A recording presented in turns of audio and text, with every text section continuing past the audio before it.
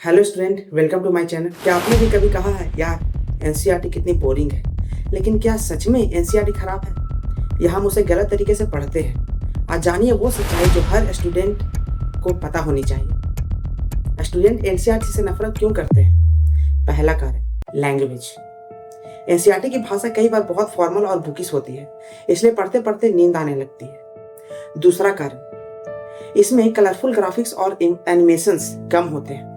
आज के समय में जब बच्चे रील्स और शॉर्ट्स देखते हैं तो प्लेन टेक्स्ट वाली बुक उन्हें बोरिंग लगती है। और तीसरा कारण यह है, सबसे बड़ा कारण, स्टूडेंट अक्सर एग्जाम के एक रात पहले एनसीईआरटी खोलते हैं जब पूरी बुक बहुत बड़ी और मुश्किल लगती है। और चौथा कारण जो बहुत सारे स्टूडेंट करते हैं, बहुत से स्टूडेंट बिना समझे सिर्फ रट्टा मारने की कोशिश करते हैं, फिर एनसीईआरटी उन्हें और भी मुश्किल लगती है। लेकिन टॉपर एनसीईआरटी को क्यों पसंद करते हैं?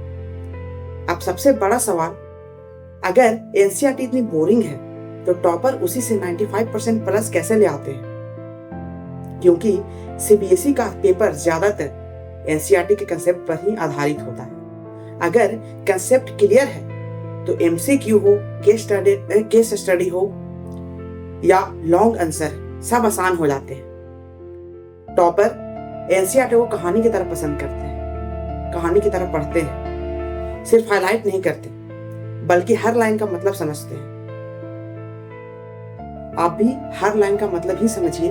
रेफरेंस बुक प्रैक्टिस के लिए अच्छी है, लेकिन फाउंडेशन हमेशा एनसीईआरटी ही बनाती है।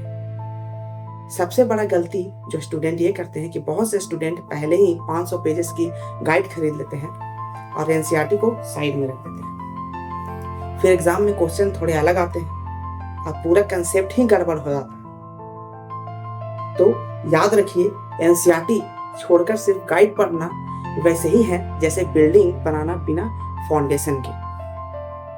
समझ में आ रही बात? तो हम लोग क्या करें? तो क्या स्टूडेंट एनसीईआरटी से नफरत करते हैं? शायद हाँ, क्योंकि वो उसे गलत तरीके से पढ़ते हैं। लेकिन अगर आप कंसेप्ट समझकर पढ़ेंगे तो यही बुक आपको सबसे अच्छे मार्क्स की सबसे बड़ी वजह बन सकती है।